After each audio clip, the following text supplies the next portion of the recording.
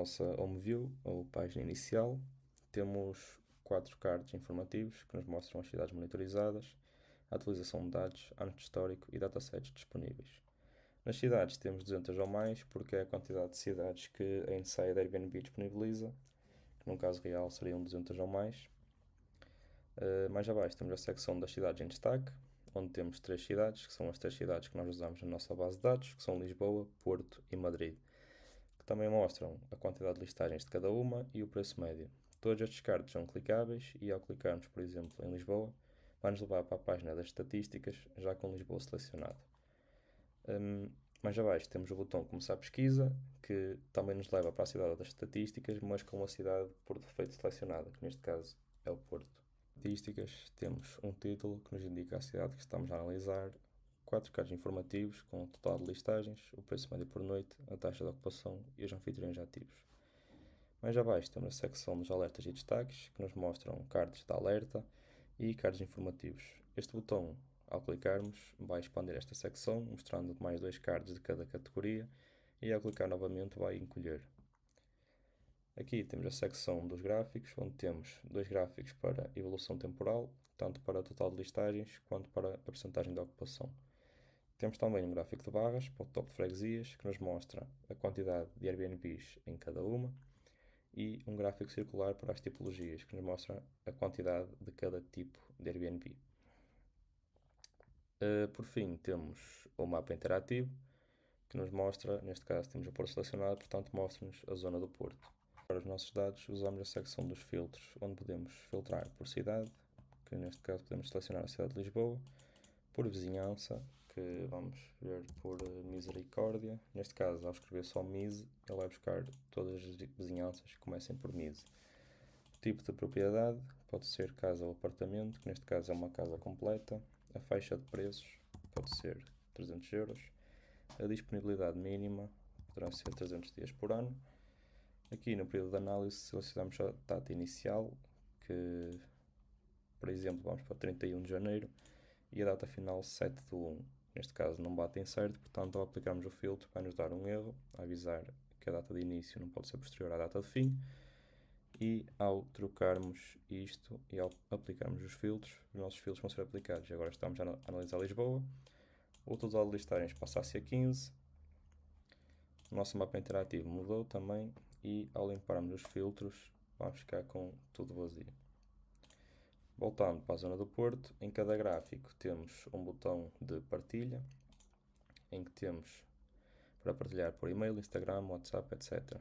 Ao clicarmos, por exemplo, no X, vai-nos abrir o X, e ao copiar o link, vai-nos avisar que temos o link copiado, e ao darmos Ctrl+V, já vai ter o link.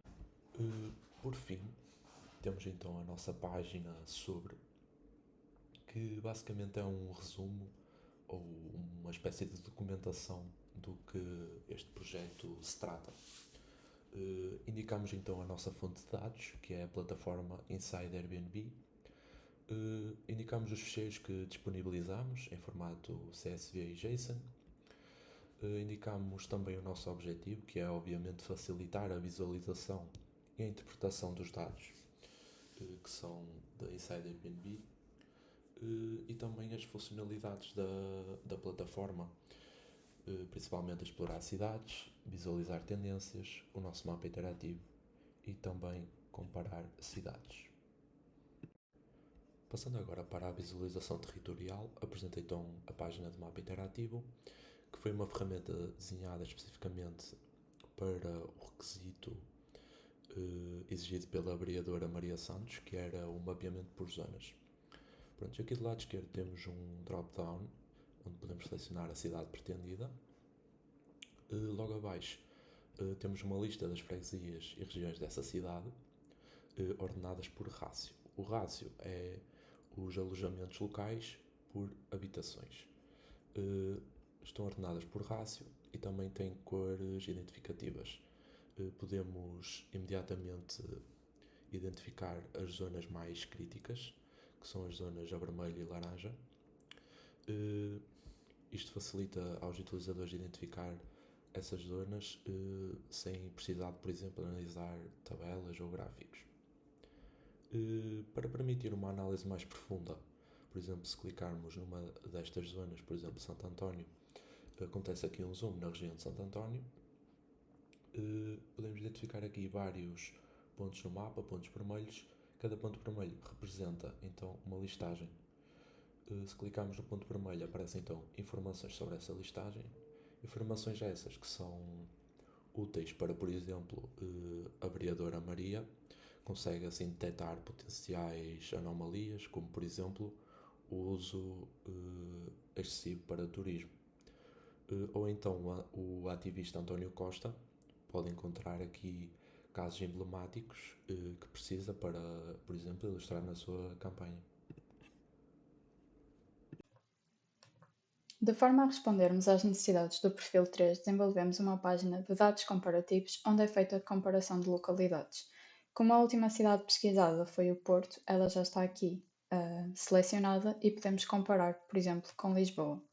Poderíamos também escrever vizinhanças ou selecionar datas, mas de forma a ser mais rápido vou já obter a comparação. É então gerada uma tabela comparativa de dados, onde aparecem várias métricas, por exemplo, o total de listagens, que são 200 no Porto e também 200 em Lisboa, e a taxa de crescimento aparece a verde se for positiva e a vermelho se for negativa.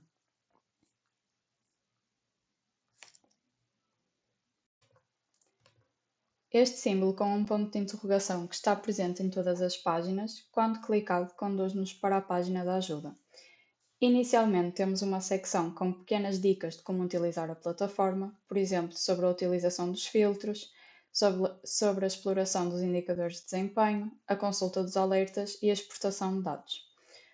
É depois apresentada uma secção de perguntas frequentes com as questões mais feitas pelos utilizadores e, quando se clica, obtêm-se respostas curtas e objetivas, de forma a responder da forma mais simples possível às dúvidas dos utilizadores. Na parte final, podemos voltar à página em que estávamos anteriormente, neste caso a página dos dados comparativos. Podemos ser reencaminhados para o site do Inside Airbnb, caso os utilizadores queiram informação sobre os dados recolhidos, ou então podemos ser reencaminhados para a página sobre, onde vamos encontrar mais informação sobre o projeto.